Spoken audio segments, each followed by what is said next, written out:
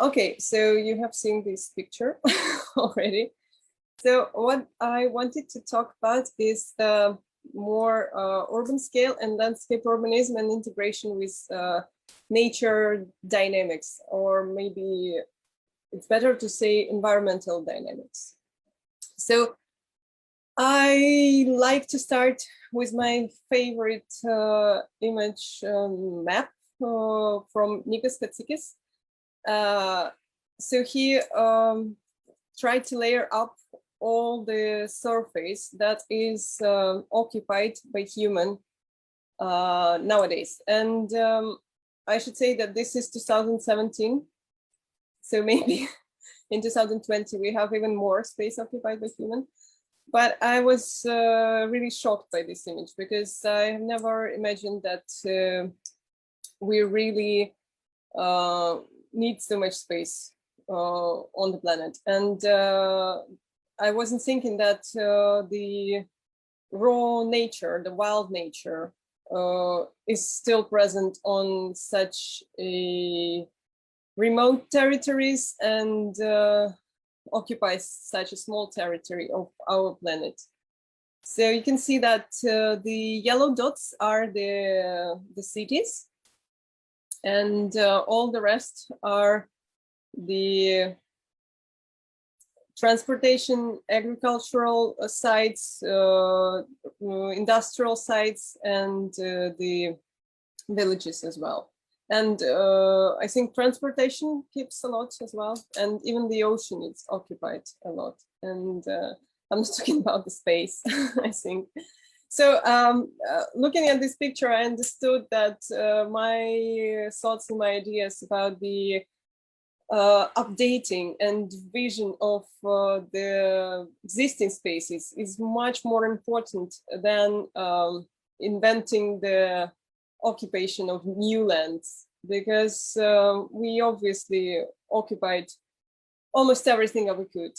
And yeah, we still, I think, trying to design cities in the desert and in the North Desert. And yeah, because this is mostly the only space left.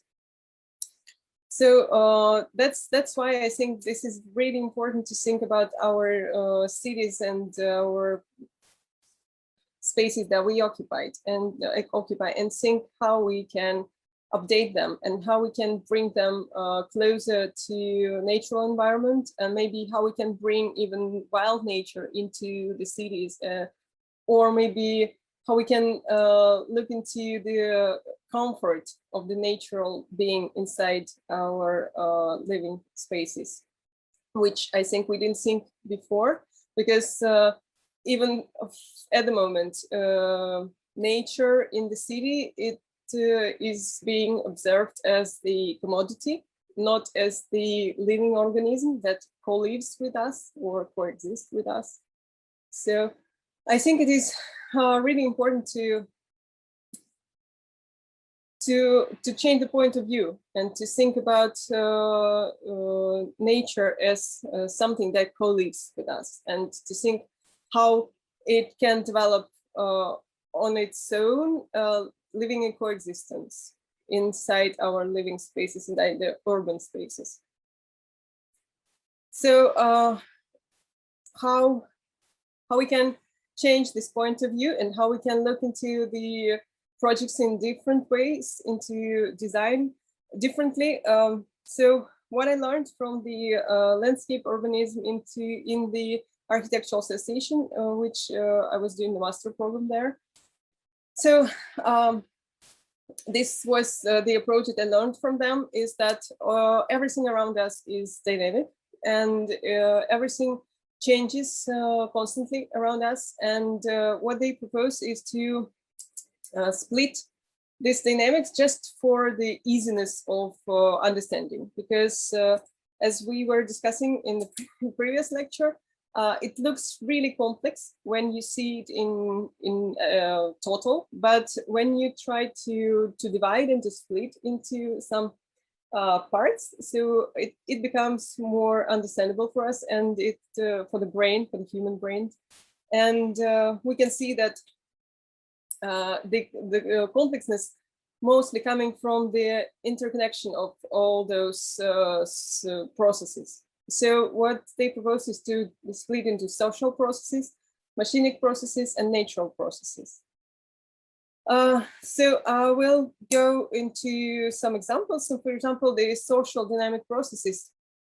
This is the map of Norwegian coast, and in red lines, you can see the dynamics of the indigenous peoples that live on this land, how they constantly moving, herding reindeer from the coast to the inner land and back twice a year.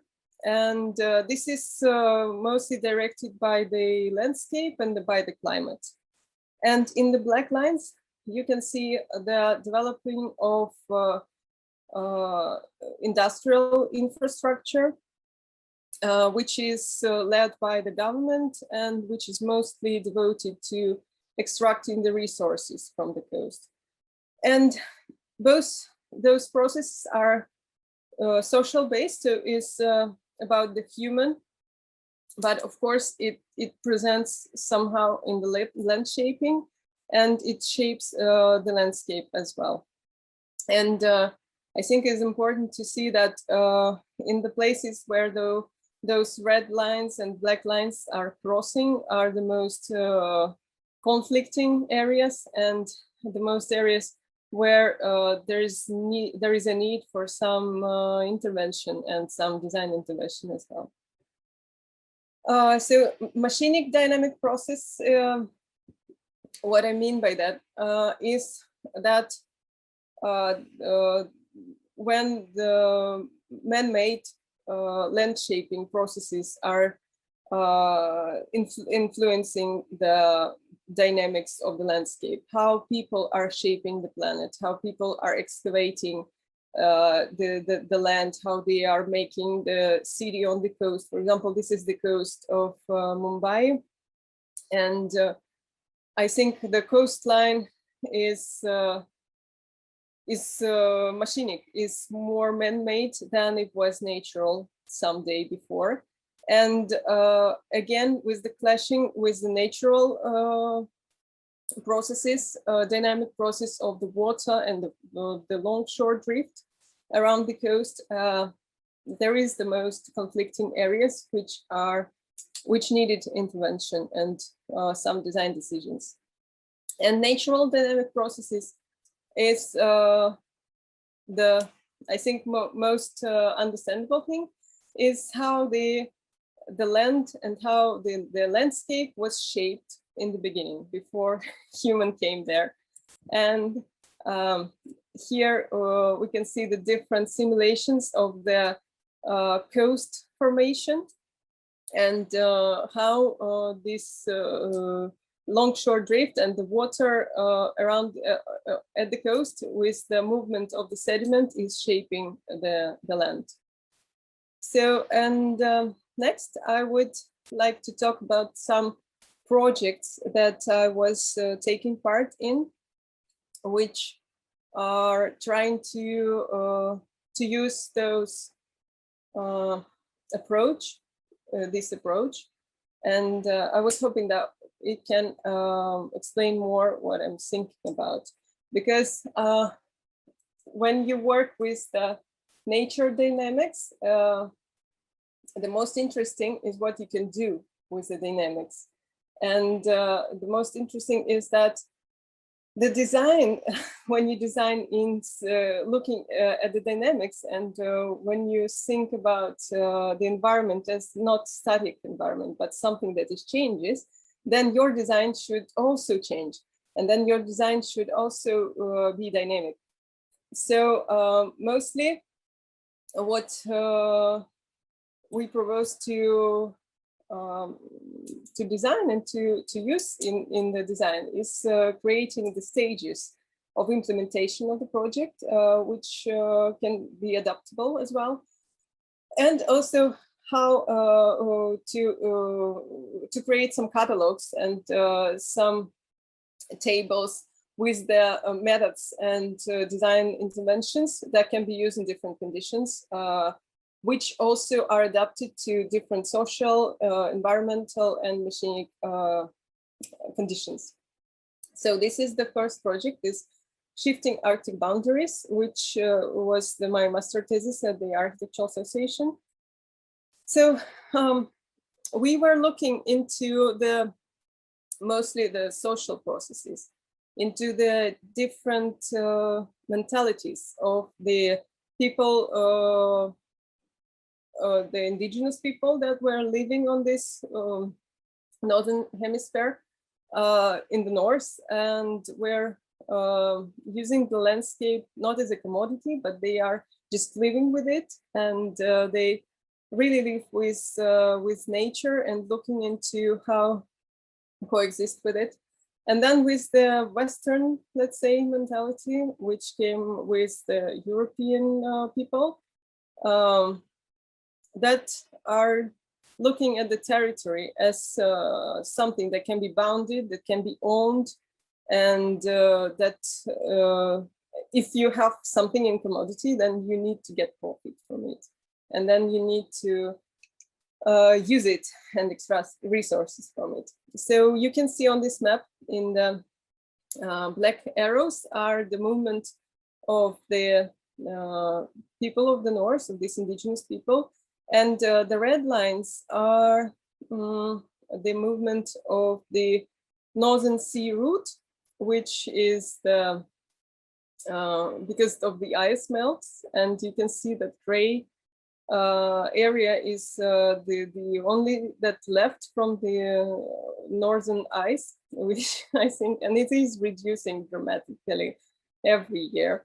So it opens up this new sea route from China and Korea to the European Union. So it is, they are looking into this as a new way of transportation. And of course, it requires the new infrastructure along the coast. And of course, this is the new land that would be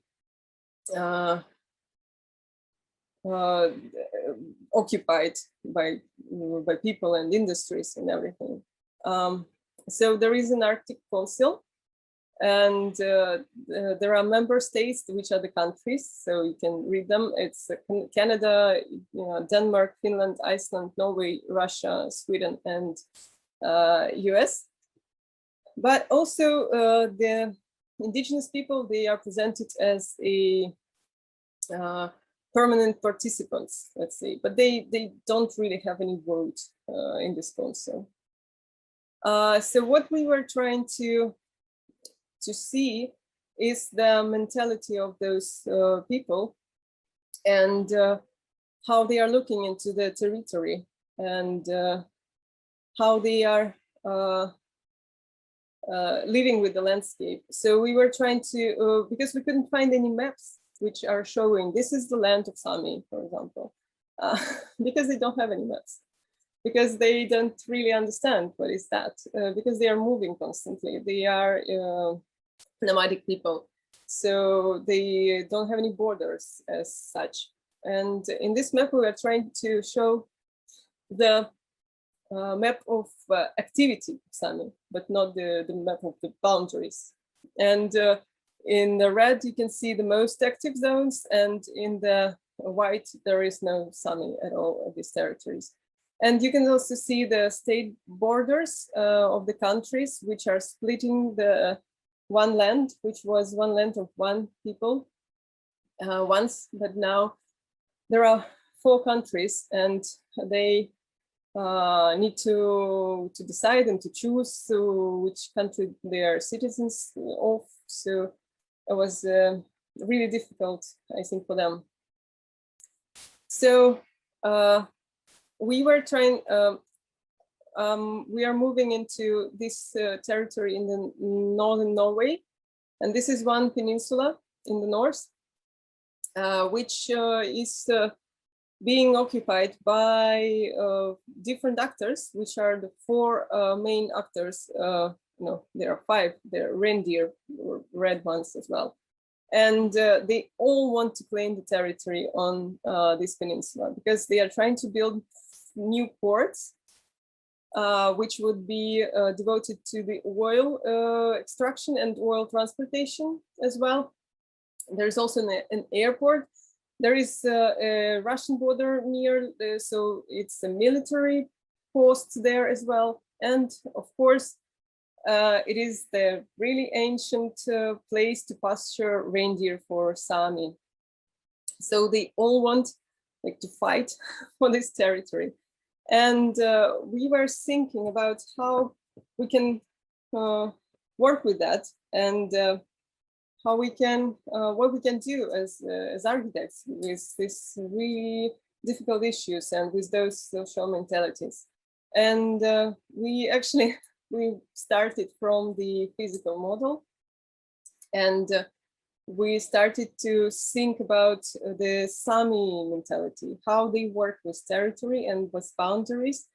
And we realized that they have their own social formation, which is called Sida. And with this social formation, it exists since the time immemorial for them. And they really can work with the same landscape, and they change the territories. Their boundaries are flexible. They can change because of the weather as well. And there are some territories which are shared between different Sidas, and they can help each other in some really difficult years when there is a lot of snow and cold.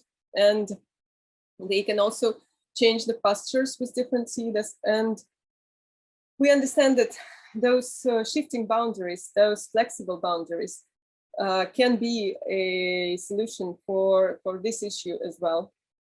So we developed a tool, an interactive tool, where we can set up the boundaries, the starting boundaries for each actor, and then we can set up what landscape features they need most, and what landscape features are mostly important for each actor. And then we can run the tool, and we can change the strengths of the boundaries, and we can change the size of each unit or each plot that is needed. And we can see how the territory changes in real time. And we can also implement it in stages, and we can see that the boundaries are getting more diverse, and they are more adapted to the landscape that the boundaries that we draw initially. Okay, we need to, yeah, and so at the end we made a so we captured the scenarios from the tool, and we created the proposal for the new stages of the port infrastructure implementation, and how the reindeer units and the tourism plots, and the military as well, how they can change through the time, and how they are being adapted to the Arctic landscape. So I think this is the example of the project when you learn from the social behavior and social patterns of the people that live on the landscape, and you can see that they are mostly adapted to the landscape and to the climate on the place where they live. And it is a really great source of inspiration. And also, if you look into the things dynamically and in stages, maybe this approach is more real than to build something and just forget about it, and then it creates a lot of problems on the territory. So the next project was in Mumbai. It was a competition that we did with Urban Plunger. And here we were trying to to simulate how the waste from the river, from the water, is coming into the oh, I forgot the word. So how it is flowing into the ocean, and how we can, with different interventions, how we can catch the waste, so we would not let it go into the ocean. And so we came up with the idea of the islands, and so we thought that we can create the barrier which will be catching the waste coming from the river, and we will make the landfills from this waste to create the islands that can be also created for so we can build more houses for the people. And so this is the section of the island, and yeah, this is a really utopic visualization, but I think that the whole idea is that, again, we are looking into the dynamics, and yeah, we were proposing the final view, let's say, of the project, but it's just we are not claiming that it should look like that. It's just an intention. And one more project is the project in Murmansk in Russia, and here we were looking into natural processes, and how we can work with those this small river, which is really dirty right now. It's going inside the park in pipes, and then it's going in pipes from the park. So but it's so, I think, one maybe recreational area in the whole place. So it would be very good to have the water clean, and it will look beautiful for the visitors in the park. So this is the initial look of this river and the lake, and we were trying to, again, to simulate in dynamic how the water can flow and shape those new ponds inside the lake, and how those ponds can grow into something really interesting and shaped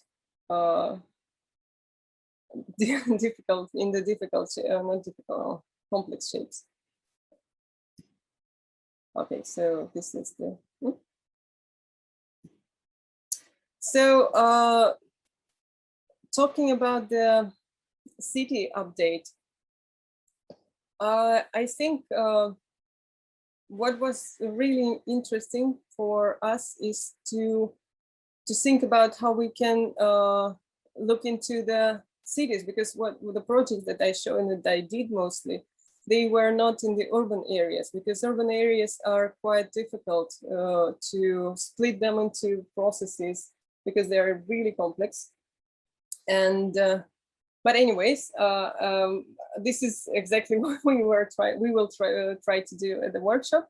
And this is one of the projects that I did, I think, really a lot of years ago, but I still like it, because it was about the areas, the industrial areas in the city that are unoccupied anymore, and they are just left, and how we can build some structures that would be connected, that would be interconnected, and they would be like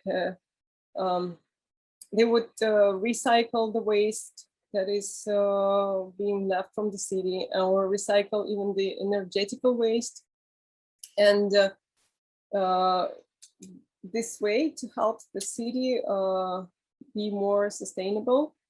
And how we can also use this eco-plugging to create the spaces for the different communities that in the city that cannot find, for example, the place for occupation. So, for example, the artistic community, they like those kind of structures, and it can also be a cultural update for the city, not only the ecological update.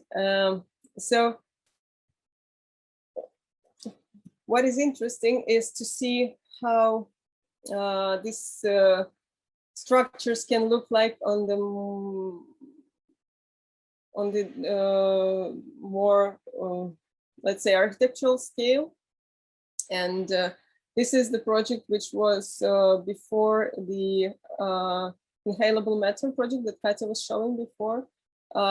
So we were trying to create the grid with different patterns and with different spaces inside, and also with different patches or maybe cells that can be green cells, they can be glass, they can be from some solid materials, even from the mycelium.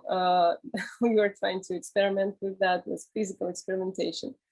And how those structures, they can not only occupy the land and the surface, so the land surface, let's say, but also how they can grow on the buildings and how they interconnect with each other. So I guess this is what we would like to experiment in this workshop with. So I will start a bit to talk about the workshop itself. We were thinking about which site to choose and what would be our experimentation site. And I hope it will be all right if we all experiment in the Moscow city. This is the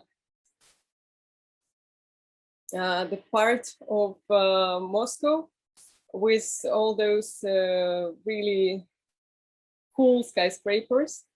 And I think it's like a demonstration of an ego of architects, for me mostly, because each this tower is really cool, and each of this tower was designed by some really famous architect or architectural firm.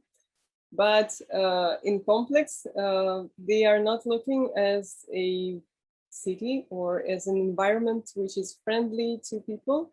So it's mostly for the people to come there and to run as fast as he can to the cell inside each tower and to sit there and not go outside, because it's not really good to be outside, and it's not, there is no place for nature at all. So sorry for this map, but this is from Wikipedia, and this is just for you to understand better how the buildings are located and the location of the Moscow city quarter as well. And Katya was doing a research at the Strelka Institute about this area. So now I'm taking her images and I'm running you through the spaces in Moscow city. So you can see that it's not really friendly, and people are not hanging around a lot. They are mostly standing, walking, and passing through.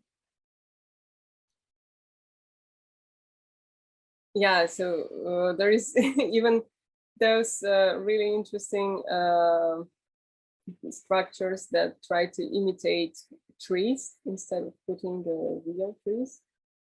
And also there is a video of a symptom project. I think we can go through it to get acquainted with the space we will be working with during the workshop.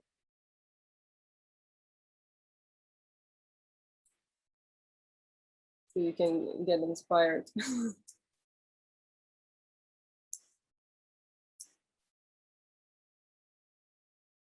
I think also if you want to add something, because this is mostly your project, and you can also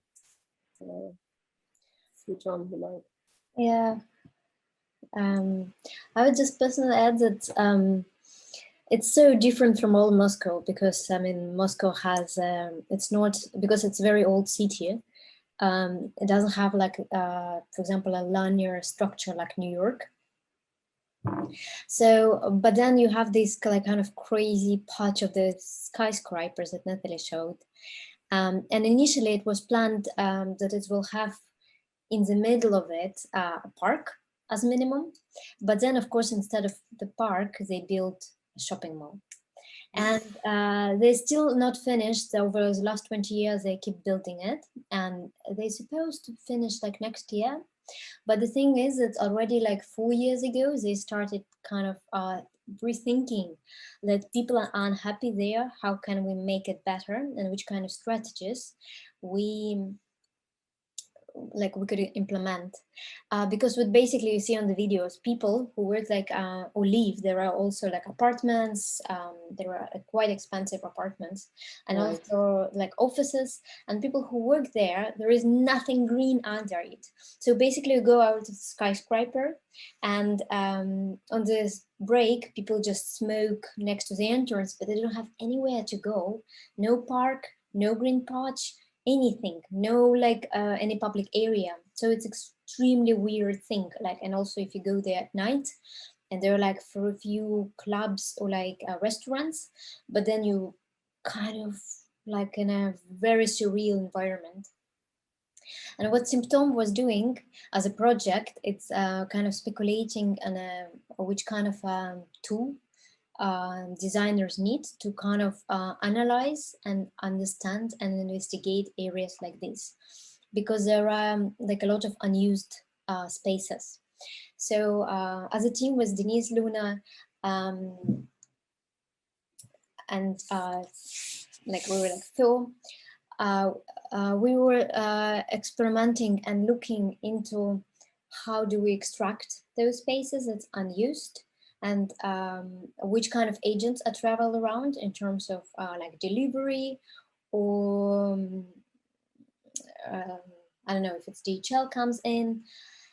So kind of how you can track those agents that's human services, humans who are there, and humans or even like artificial agents like cars, different opening, closing doors. I mean, it's more speculation in terms of how do you kind of extract this data, but the project was quite, and also use like machine learning, and also the apps that people, because everybody pretty much in this area has their own app about what can you do kind of in this area. But then we started kind of to think like how first you visualize this data, and then how can we design it as a designer, architect, or urban planner? How can you take this and kind of train a model and like get kind of results? But we didn't have enough time to go into design, and I'm very excited that we decided to go with this workshop and like really play with, because this area has to be redesigned. And there are so many areas across the world kind of similar that were built and they don't function exactly like they were planned, because something was changed on the master plan, or in general master plan wasn't good. So how do you update and how do you change like the area like this? So that will be like kind of the core idea to like play with, how you make it better if it's already in concrete.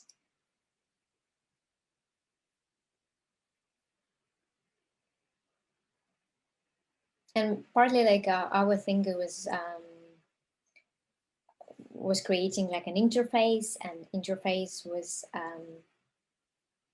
I mean the software and interface and kind of conceptual model of it, and how you navigate through this space and you look which units have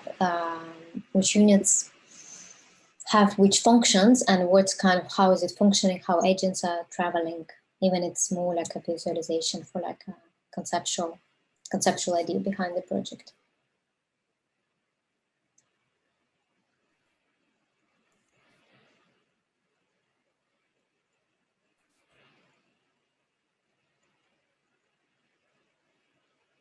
And also like as a tool, you can just like, you can see that you just drop, I don't know, you choose like, if I drop there coffee shop, will it change the dynamics inside of the model? If I drop there park, will it change the dynamic of the system?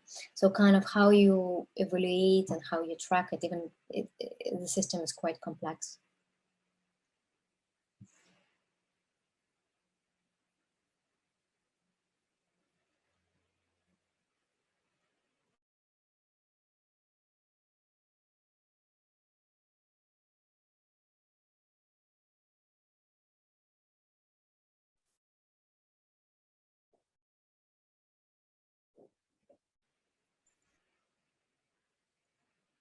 And there were even a joke that's like, if you drop something like a green fancy car, that people will start clustering around.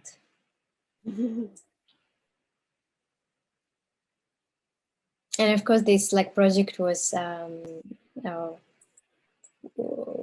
possible because of the amazing like team, Denise, James, and Pedro, who were with me on the team, and of course with support of like Strelka Institute and their research projects. Yeah, so I think it's a good example of some structures that are updating the towers and updating the space in such a urban environment, trying to grow on it and trying to parasite even on it. So this is the way of what we were thinking we can do and develop more, and with the inspiration from the mycelium and from the research that we now have on the structures, that the biological structure that we can simulate and we can work with. I think it can take this project on the next step, the next level.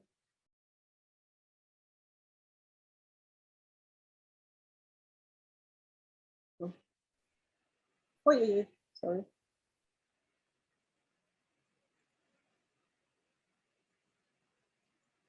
Yeah, so the agents, the social simulation and the space, and this structure maybe is quite big, because it's bigger than the towers, but I think it's a good example of something that is growing inside the city and is updating it.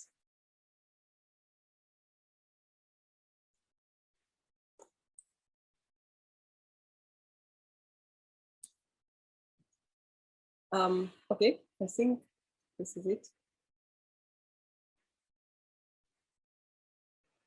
Do you have any questions or comments?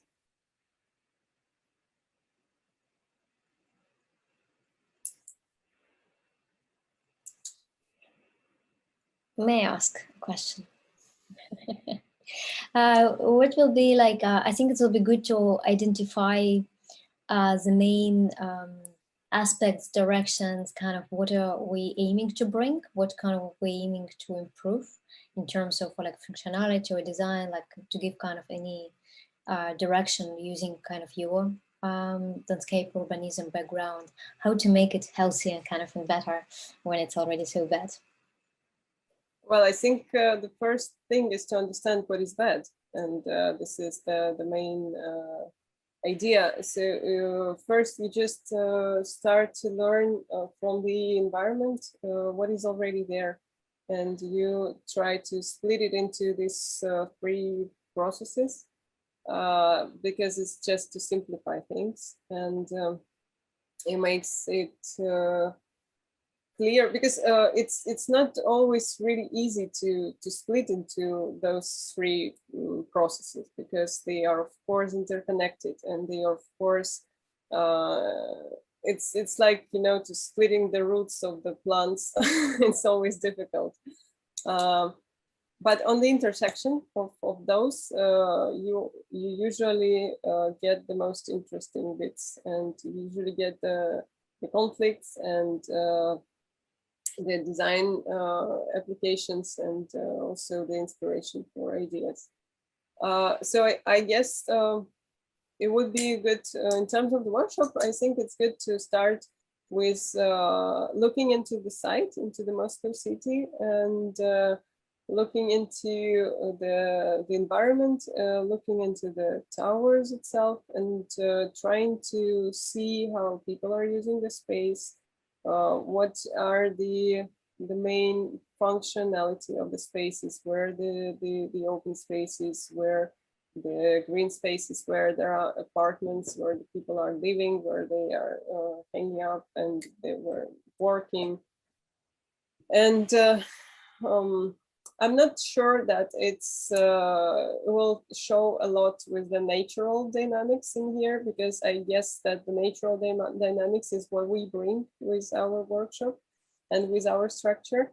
And so in this case, it's important to look into natural dynamics in terms of how these structures are growing, and how they are developing. And this is the nature in our case. And also, so, and about the rest two processes is quite easy, because the build-up processes, and they are still changing, because they are still changing in the buildings, they are updating somehow the buildings, and the social processes that are coming with it. So we can map up them, and we can see in some diagrams the most interesting parts, and we can show it in the maps and diagrams, and then we can clearly see where we can build up our new structures. I also wonder, like, if it's, for example, there is a kind of strategy for this particular patch, but also like kind of more uniform structure for like areas with skyscrapers, because we talked with you, it's like you are against urbanization kind of, and treating all areas the same, because people from different areas and countries still have very different approach to kind of things. But I wonder, like, on these kind of very synthetic areas, it's like skyscrapers more or less very similar everywhere, these skyscrapers areas. Exactly. Them could be like a very, like, if we develop a good strategy for kind of this patch, that it's going to be implemented like with some adjustment kind of and stuff to somewhere else. Yeah, I think that the issue is generic, and well, I would say that most issues are generic, and even with the natural process, and even with the indigenous people, because indigenous people are everywhere as well on our planet. Yeah, not only in the north, and it's amazing, but they share the same social ideas, let's say, and the same idea of territory. So that's really cool, but of course with the local adjustments. And I think we can compare that to the genotype and phenotype. This is what we have when we I don't know, with the natural organism or something that is growing. So we have something which is in the genes, and so we know that there will be a puppy or human or something else, and you just cannot grow taking the apple. You cannot grow the maple, but so this is the phenotype, but the genotype. But at the same moment, there is an environment, a phenotype that is adjusting the gene, and it makes it custom. It makes it custom to the environment. So this is the same here. we have a generic issue, which can be spread everywhere. But at the same moment, we are looking into the processes that are being implemented only on this place, only on the site. And this is what makes the phenotype. This is what makes the environment customized design, let's say. But would you say it's like, I don't know, but maybe it's not fitness criteria, but driving kind of aspects would be the same, that we want to implement more like nature, like, or like improve quality of life for people, but kind of probably like also with our background, like introducing more how we can bring nature to these dead area, or like better public areas, kind of I don't know, I'm just like kind of what will be the driver for us.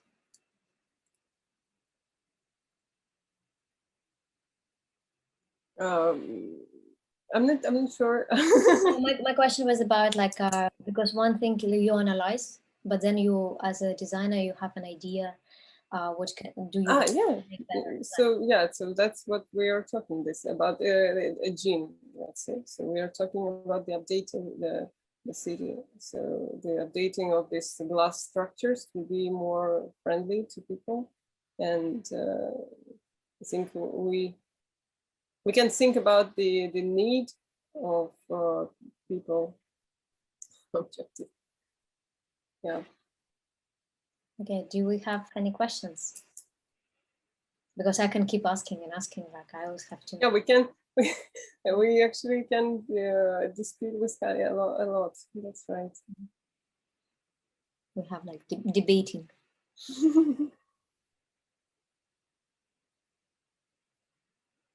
Okay, so that's fine, absolutely, and we can actually go on to the next step, because we wanted you to introduce yourself. Yeah, it would be great if everybody like short introduction, so we can yeah, turn on the cameras. We just can see you, like with whom are we working, because when we were selecting you, we basically don't see anything except your level of education, and then kind of small description about your work and 3 pictures. So we have no idea who we kind of selecting, except just 3 samples of your work. And then when we selected you, we already see like where you're from, like what's your name. So it will be really good if each of you just say a few sentences about your work. You want to know what drives you, like what kind of your ideas, what do you aim to do, what's your education, country, and maybe it's not like the core, but it would be nice to know the level of grasshopper, just because when we will be breaking you into teams, it will be kind of valuable that in every team we have more or less one like a grasshopper person. Even I think most of you wrote, it's like you're all kind of very familiar with. Who wants to start? I'll go ahead. You wanted to say something? Sorry, I interrupted. No. Okay. So just general overview. My name is pronounced Firas, and my educational background is in architecture. I graduated from Philadelphia University, the 5-year architecture sort of training, and I've been working in the sort of museum design exhibition area here in Dubai. And while working here, I decided to sort of get into this sort of subject of nature, because that's something I'm interested in for a while.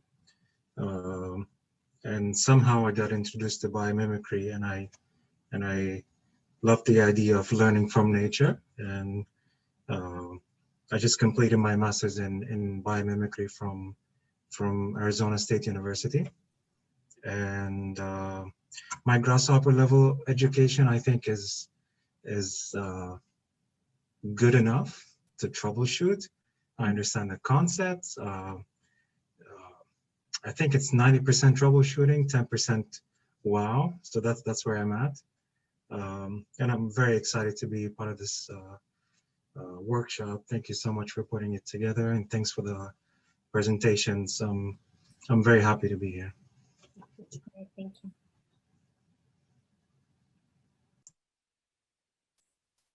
Don't be shy. Let's have a next one.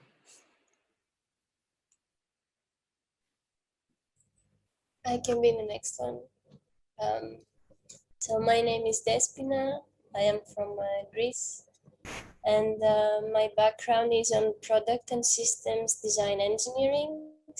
And currently my master's is on ecology and conservation of biodiversity, because as Feras said, I think nature is a brilliant mentor. And I've been involved in biomimicry since 2017. So actually this workshop was perfect because when I entered my master, I had no clue what I wanted to really study. And I got amazed by fungi. I think they are so clever and so beautiful and so diverse. So I've studied a bit about them, and my master thesis is going to be actually about growing biofabricated structures with mycelium. So actually this, it was a brilliant thing that came. My grasshopper level is, well, I would say more as a beginner, because I have worked a bit with grasshopper, but I feel very comfortable with rhino. But with grasshopper, I can't really say I can take a lot of initiatives, let's say. Thank you. Thank you.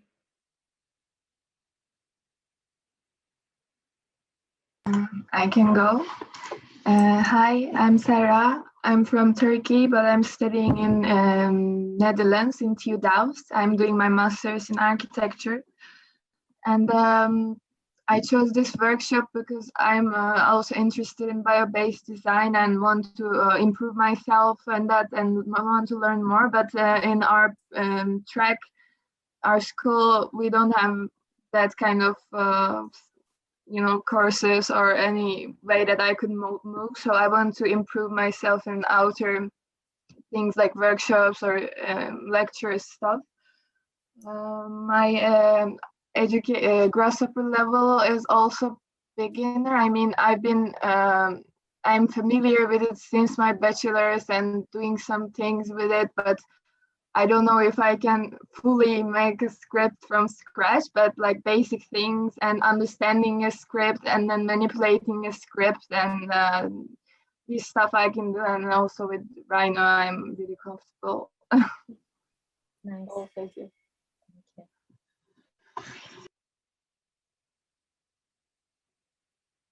Next brave one. Hello. Hello, my name is Nadine Tarek.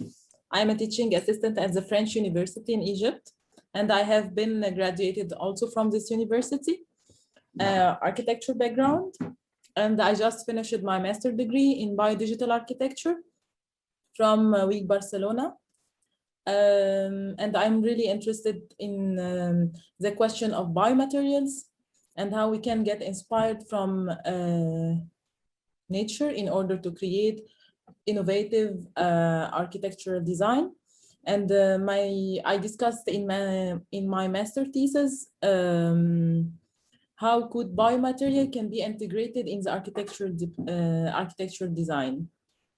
And I tried to analyze many architectural projects that use biomaterials, and I focused in experiment the microbial cellulose.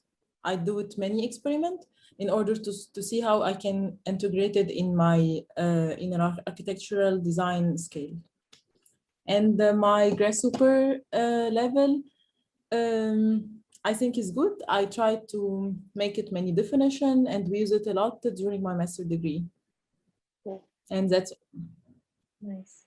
Thank you. Thank you. Hi, I can go next. I'm Saba. I'm from India. I just finished my 5-year bachelor's degree last month, and I'm going to be starting my master's in September at KTH Institute of Technology in Stockholm. And my course is Sustainable Urban Planning and Design. So my plan during the summer break is like find something that I can apply in my master thesis. I've heard it's very competitive, so it's good to start researching early on. And hopefully I can take away something from this workshop that I can also apply. I'm comfortable with Rhino. I have been using it for quite a while. Grasshopper, yeah, for about 1.5, 2 years, but I guess I can manage by looking at YouTube tutorials and whatnot. Yeah, that's all. Okay, thank you. I'll go next. I'm from South Korea, but currently studying in RMIT at Melbourne, Australia, under Roland Snooks and Elisa Andrzejczyk, kind of trying to approach the ideologies of computational design within highly detailed fabrication methods as well as aesthetics. And my Grasshopper skills, I say intermediate or high, somewhere around there. And also interested in text-based coding as well. So like, I think last semester, I started learning like C# with all those kind of stuff too a bit. Yeah, that's about it. Great, thank you. I can go next. My name is Jacqueline. You can call me Jackie. I'm from Mexico. I'm doing my last year of my architecture bachelor, and I'm in algorithm design because my thesis of the bachelor is going to be about optimization, interior optimizations for comfort, acoustically principally. And I'm just here like expanding my horizons. I love to learn new things. So in my Grasshopper level, I will say that it's basic. I mean, I can do some script, I understand it, but I haven't experimented a lot with so much complex things. Thank you. Maybe I can go next. Hi, can you see me? Yeah, we can see and hear. Okay, because I cannot see myself speaking, but it's okay. I am Olga, I'm from Italy, and actually I'm a PhD student at Politecnico di Milano, and my PhD thesis is about the use of bio-based materials, and particularly mycelium, to achieve the climate neutrality in building construction. So it's more like an act of restoring the planet. I mean, I don't actually believe that I can do it, but it's it's what I'm trying to do. And actually, my background is both in building engineer and architecture. And before I worked with microalgae, so with other microorganisms, still to understand how to cooperate in a peaceful and symbiotical, but also helpful way to design and to push architecture through this kind of conscious, let's say, path. And my Grasshopper level, it's good. I can say I've been using it and I'm comfortable with it. Cool, thank you. Thank you.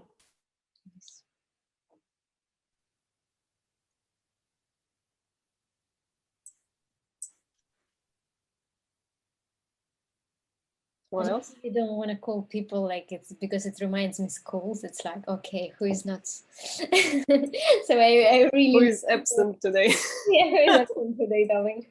Like more for your initiative. Like, don't be shy. Yeah, I think I can be the next one. Hi everyone, my name is Xin Chen. I'm from China, so but currently I'm staying in Canada and recently finished my study in architectural design from University of Toronto.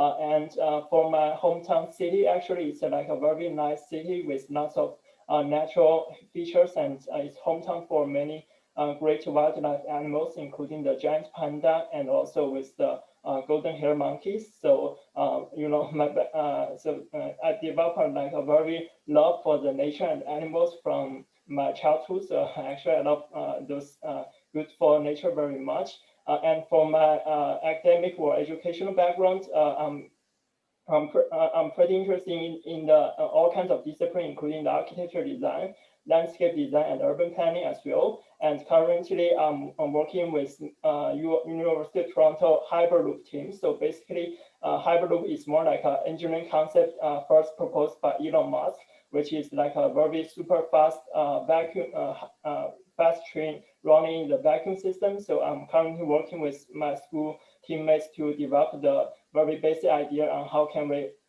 make this engineering concept come true. And also for the software part, I'm pretty comfortable using Rhino, Grasshopper, Maya, Blender, and many other CAD software. So I'm pretty interested in the organic modeling as well as the creating beautiful and fluid space. Yeah, so thanks so much, and looking forward to working with everyone. Yeah. Thank you. Great.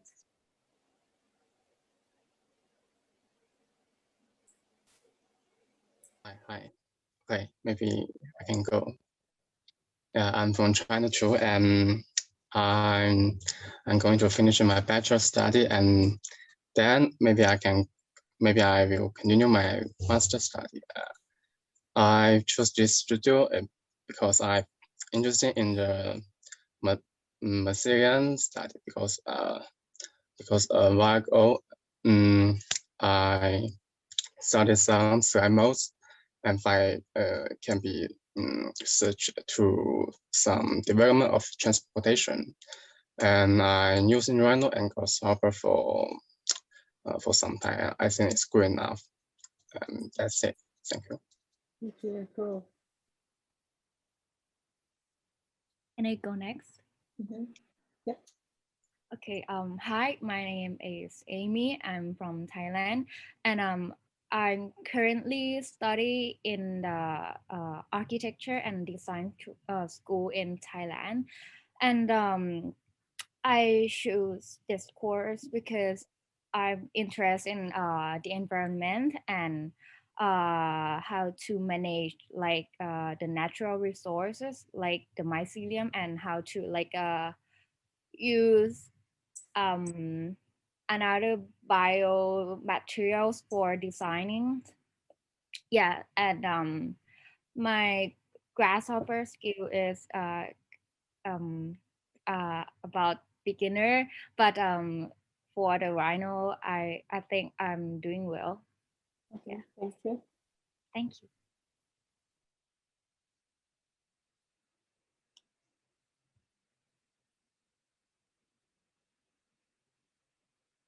We'll wait forever for you.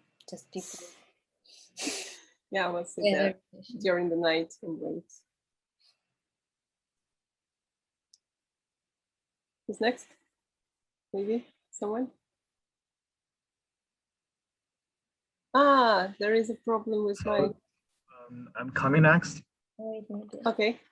Okay, so I'm from. My name is Yu Peiran, so you can call me Peiran or Lusted. And my background is industrial design, and I have been studied industrial design for like 5 years. Now I'm the postgraduate student from Tsinghua University, and now I'm studying something like bionic design, but a little more deeper. And my software studies the grasshopper for not too much long time, so I'm looking forward to I'm looking forward to study the grasshopper and using it and advance it during this workshop. Thank you. Great, thank you. Okay, we have one student in the chat because he has a problem with mic. I think everyone can probably read it or can read it louder, but I think it would be really cool if you can manage to maybe till tomorrow, because it would be really easier to communicate.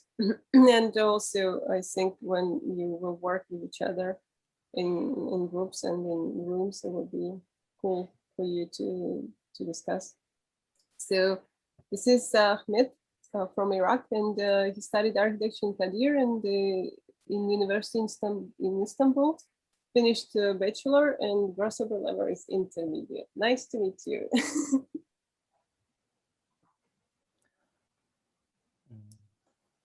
We have still few people left. Could I introduce myself? Yes. I'm from Korea and my name is Dawon Lee. I graduate architecture department, and I'm working in architecture design office. And I think my grasshopper level is intermediate to advanced because I use about 6 years in grasshopper, and also I'm very interested in generative design. So I worked with my professor in generative design. And why I take part in this workshop is because I want to integrate the bio and generative design. So nice to meet you. Nice to meet Great, thank you. Yeah.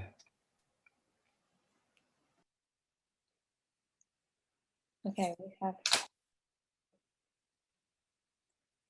we have like 4 or 5 people still white. Like it will be really hard for us to go. Like there won't be like a communication.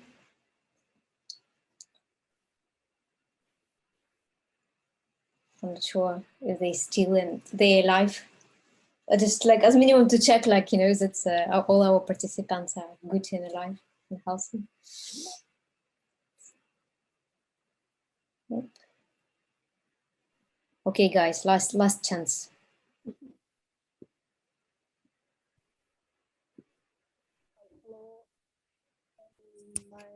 My video is not okay, so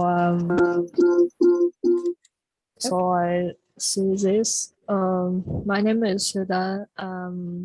Come from Qingdao University of Technology in China. I'm now in 3rd year.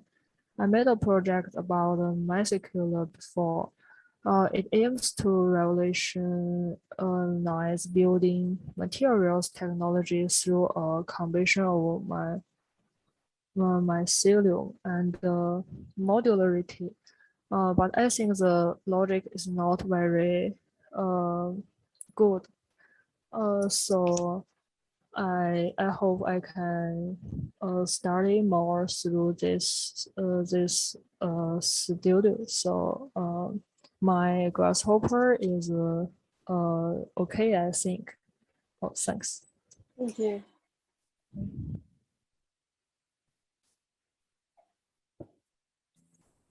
Hello, can you hear me?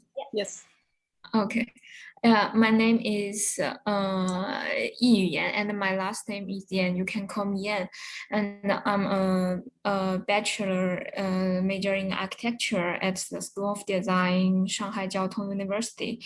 And I have a strong interest in the digital construction, but I didn't take too much trials in this regard. So I hope I can seize this opportunity to make a good start for my digital design experience. And I'm interested in the combine the growth of the growth of the plants to the into the urban design, because I see the introduction of your studio. It's like it have some thing like that, and and I'm looking forward to do something like this. And I'm going well with the rhino, but I only have the basic knowledge of the grasshopper. So I hope I can. I'm looking forward to everyone to help me if I come up with some difficulties. Thank you. Yeah, thank you. We're also here for you to help and support you. Okay. We had somebody else, like unfortunately, I think it was unmuted, but I can't read. Somebody was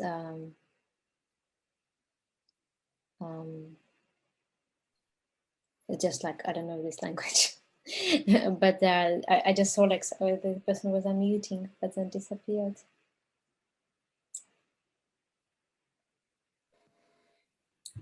Oh, I introduce myself. How do you pronounce your name? Before introduce myself, I am not sure if I understand correctly because I am not good at listening to English, but I am trying my best. My name is Bomsako. I am studying architecture in South Korea. I applied for my workshop because I want to do something new or natural form of work that I couldn't do without computer source data processing using a computer other than teaching at school. I thought my grasshopper skills were good, but after today's lecture, I changed my mind that I was a beginner. Thanks. Good sense of humor. Thank you. Great. Please repeat your name for me just one more time, that I for sure remember you. Tonsako? What is your name? Can you please repeat it one more time? My name is Bomsako. Tomsako, am I right? Yeah, great. I just get it right. Okay. I think we haven't heard from Piran. Kobiom Seok. I'm really sorry if I'm doing something crazy with your bad with your name. So we have, I think, and Ahmed and Ali texted for us, but we really ask Ahmed and Ali like just to no, Piran, we had. Oh yeah, Piran we've heard like just because I haven't seen the image. Yeah. So Kobiom Sek or like Kobomsok. Kobomsok. Okay. Like I just need somebody to say me once. It's like I remember. Okay. So I hope that we can tomorrow before starting the session we can listen to the people that were not able today. So it would be anyways important for us. If you like by any chance something happened and you haven't talked, like please like communicate it with us, that we know that you're with us, and we'll kind of we'll put you in the team, like that's you're just not a hanging kind of as a listener here, because like people who is here is already like we are aiming that you will work in the groups, and I think what you'll be able to learn from each other, it's maybe even more that you can learn from us, just because like teamwork is the core of every project and collaboration. And I think actually like you can see like how different Nataly and I, but at the same time we have a very common language of like understanding each other, and that's what kind of gives us an opportunity to develop a completely different projects that I will develop, or like I think Nataly will. So it's kind of the same in this workshop. I think like teamwork and learning from each other. It's not like a competition, helping each other. And also that we are here like to kind of help you, like if you have questions or like don't get like kind of stressed out. Do you want to say something, or like yeah, I wanted to say something but I forgot. It's okay, it can happen. It was something organizational which I wanted to say.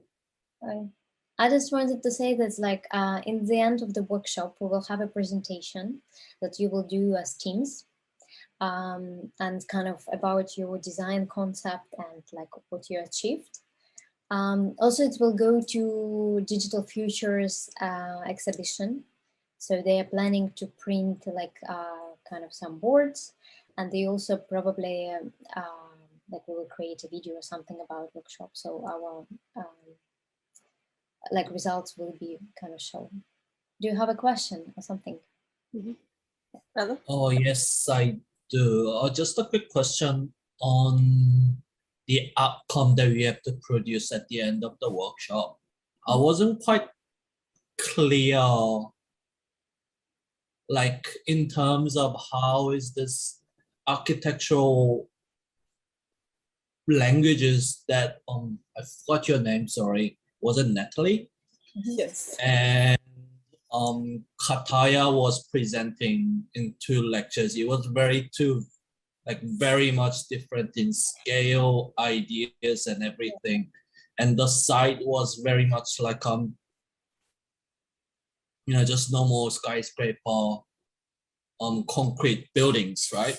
And then what are we producing at the end? Are we presenting something like a public space that you guys said it was lacking on the site, or are we presenting some kind of like a macro scale of some kind of different types of building that Nataly presented at the end, or because just kind of trying to grab my ideas around it, I guess. Yeah, a really good question. Talk about this now. But so basically, we take the site, what Nataly presented, and it's urban patch, and it's quite kind of big. But we also will have 2 different sets of teams. That's one will go with me, kind of more like fabrication, and another will go a little bit more into urban with Nataly. But the thing is to look in the ways how we can update this patch. And in one case, it could be a public spaces, or it could be like a parks or greenery. Like it's kind of up to your imagination. But what we're looking into, like that the new types of structures are going to be based on all mycelium morphology kind of logic, or like the possibility of kind of functionalities. That's like there are like certain channels or something that will kind of bring nutrition, water for people like who are going like to live there. So kind of we are quite free, but at the same time we are going to create certain probably public spaces, certain morphology kind of looking into urban patch. But at the same time with one team, as I said, it will be more different types of urban analysis and like more like a main structure. And with like another group, we will more take this structure and kind of look more into granularity of it. Which kind of models could it be like, and how can we like, how kind of we actually design with this. And I think as a first step, we are going, we will share the script with you. And one is will be agent-based simulations that will be kind of producing the main structure. And then another part of the script, there will be like different types of experiments for you to start. But also because the group is they're quite familiar and good with Grasshopper, because for example, in the past we had groups when there are like no Grasshopper skills.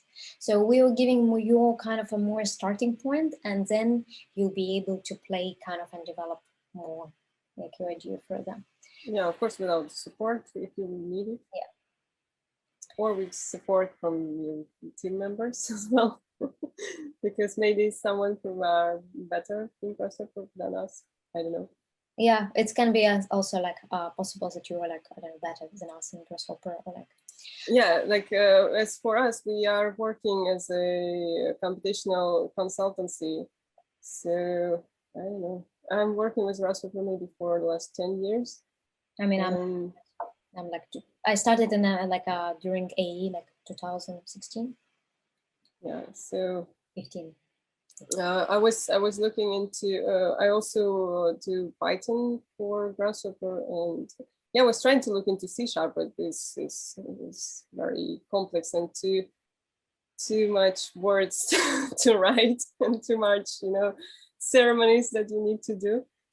With Python is much easier.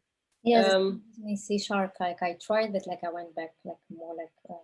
Yeah, and also the simulation that I did for the project about the Sami people was in Python in Grasshopper, and the main video simulation was done in processing, if you know, because it was just for the show up. It's good visualization.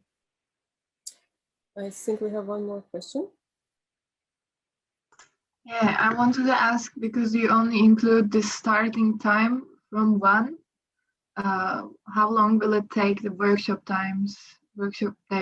Do you have a ending? I mean, you will, what was like written that we will probably with you for some time, like in terms of we're giving you material, and then you work with groups, you work with each other, kind of there is self-work. I don't know, Nataly, or like in terms of, I mean, tomorrow we'll be sharing script and everything, that's for sure, more than an hour. I think we were working every day from 2, but it's, I don't know, set is from 1 to 4, right? This is 3 hours. Yeah, so for 3 hours, of course, we won't be with you probably all the time, but most of the time we'll be sharing or checking or kind of helping you. So we were, yeah, thanks for us. So we were trying to make a schedule which would be comfortable for all over the planet, which is not impossible for sure. Yeah, I mean, it's very hard to find like a frame also. Not possible, sorry. With like our work and stuff and also with everybody like kind of that it will be possible to join from Australia, like China. Yeah, because it's completely different time. Yeah, also we have a question that was actually what I wanted to discuss. The organizational stuff is about Telegram chat, which we're trying to create, but I guess that some people, they have problems with Telegram because they cannot install the app, right? This is a question from Piran. In Telegram, but I think all files and everything we can. Yeah, we will share by email definitely. Yeah, we'll share by email, and if you have other questions, just communicate with us with email kind of thing. Probably like I don't know if it's like WhatsApp was better for everybody.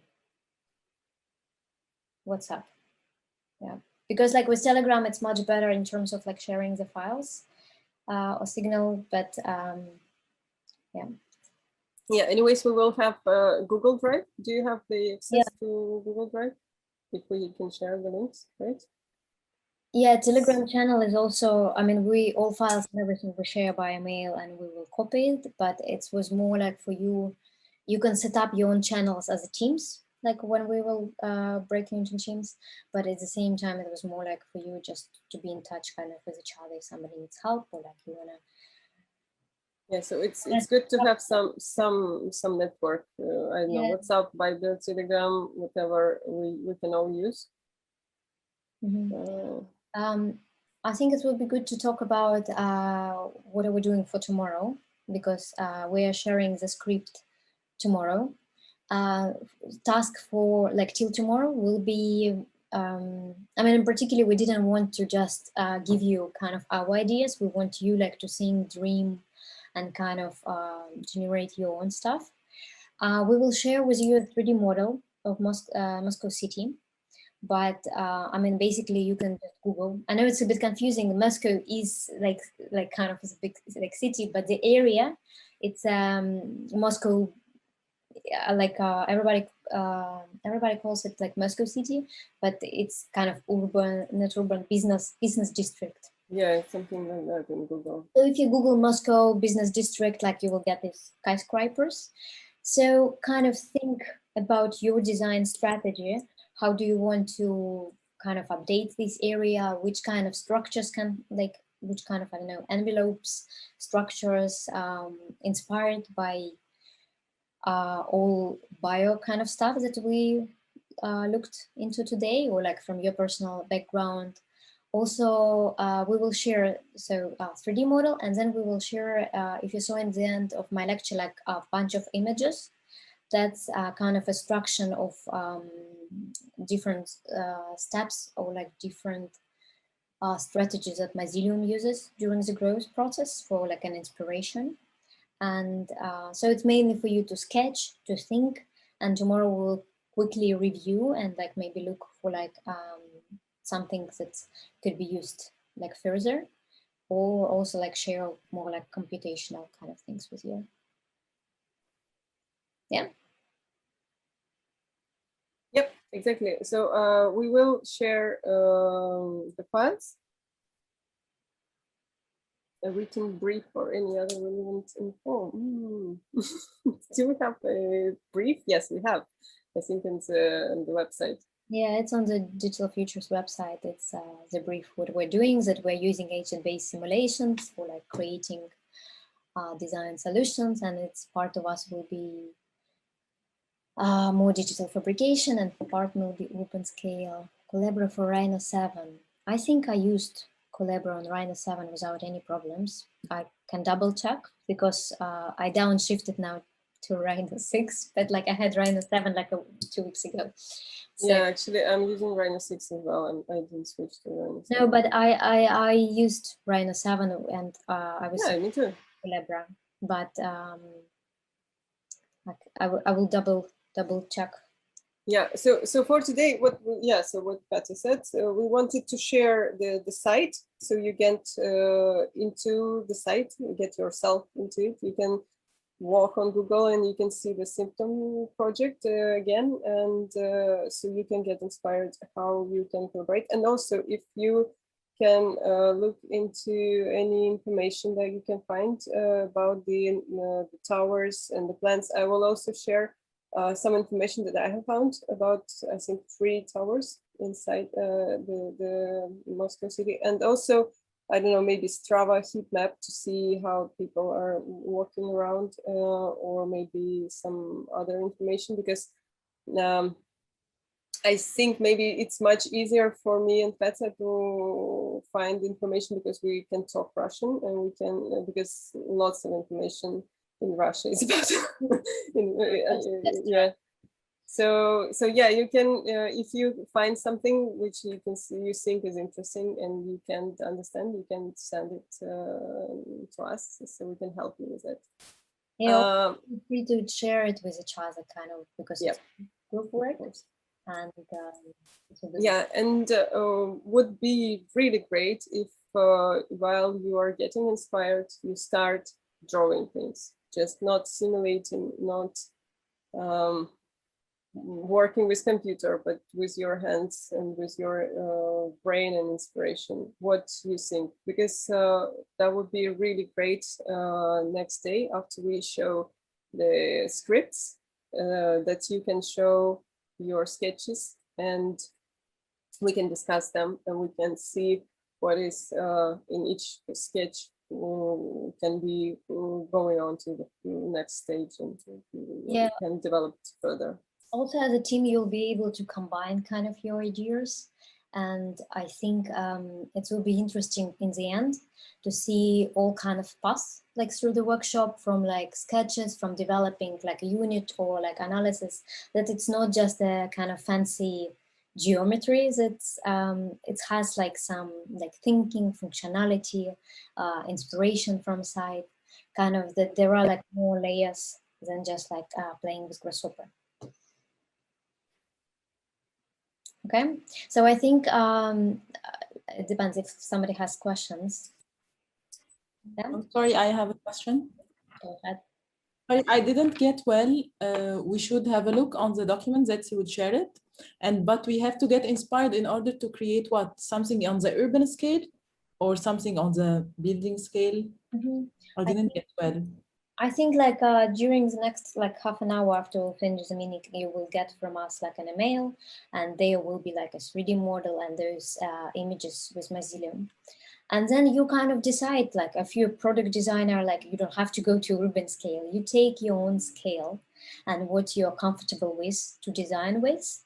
Like, and what do you think like it can help this area and improve it? So you decide your scale, all scales are like from product design to very big urban is completely fine. Yeah, it can be it can go out even of the district, but it can also be a structure which is hanging on one side of the tower, or it can be a wall of the structure with the details. So it can be like envelope for like structure, like what is your like you also find if you want to go for the whole country, just keep going. I think what is really important for us and what we are looking for in our own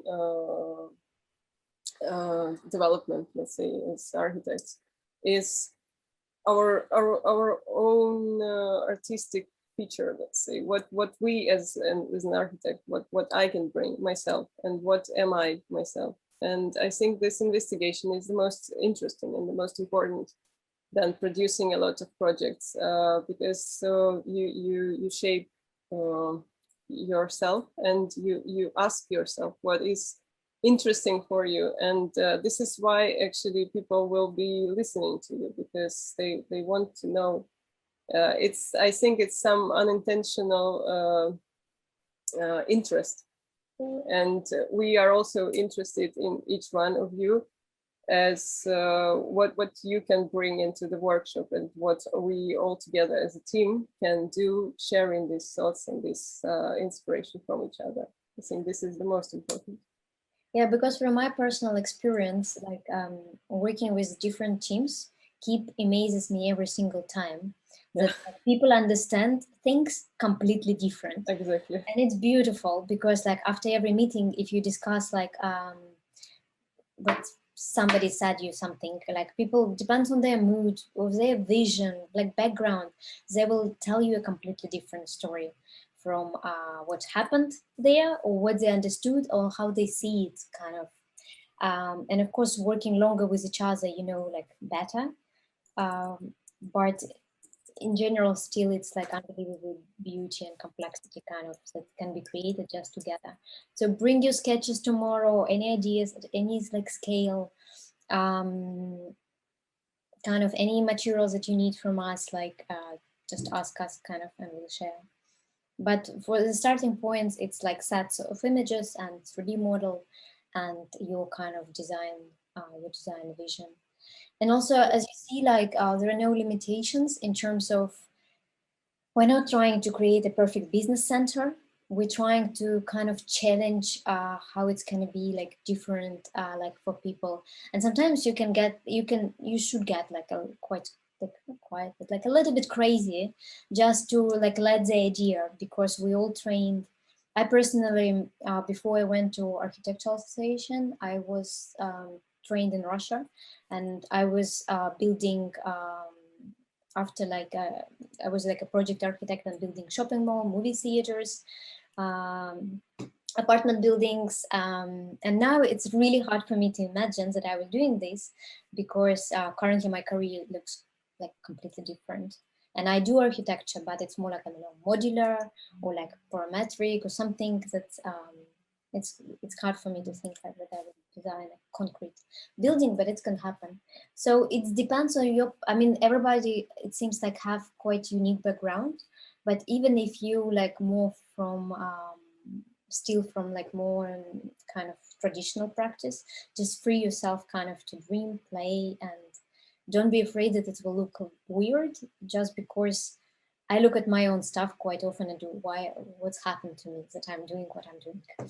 So it's a part of the journey, just to experiment kind of and accept it. Yeah, so it's the same with the workshop as with the project. So it's dynamic process, and me and Petra, when we were discussing the workshop, we were thinking about the intention, what we want to have at the end. But of course, you will shape this vision, and it will be adjusted according to what you will bring as well. Yeah, I think our main goal as an instructor is to give you some food to think.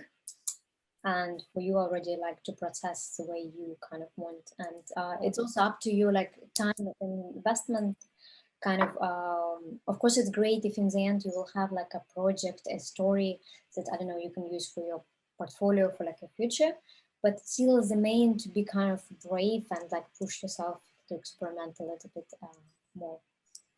Yeah, so that's why actually we start with drawings, because we want to we didn't want to give you a lot of our vision of the structure that we have already, and so tomorrow we will give you the explanation of the scripts that we developed already in Grasshopper, and then it would be great to have the showcase, the gallery of your sketches on different scales, so we can discuss them, and then we will all put all cards on the table, let's say.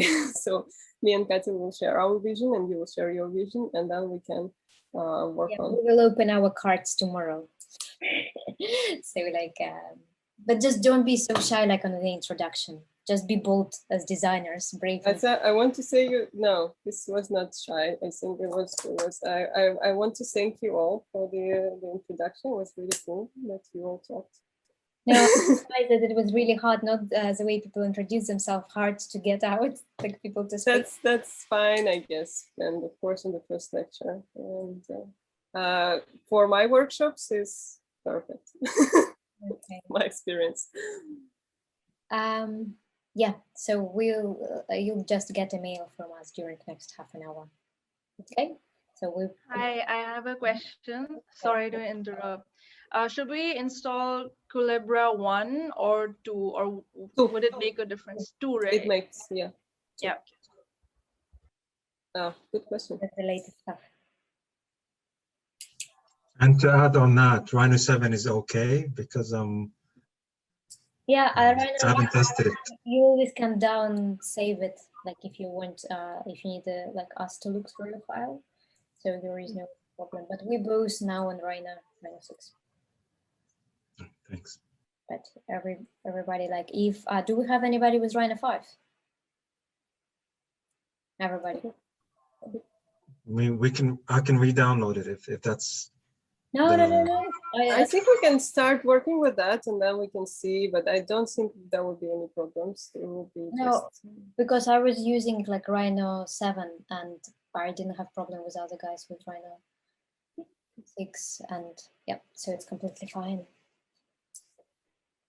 Okay, so take a break. Look for the inspiration. Enjoyed, and like it was not a boring Sunday instead of a beach or something. Yeah. Yeah, it was really nice to meet you all, and it was really great to with your questions, and yeah, it is an amazing team, I think, and looking forward to work with you during this week. So yeah, see you tomorrow. See you tomorrow, guys. Bye. Thank you. Bye. Thank you. Bye. Bye. See ya. Bye. Bye.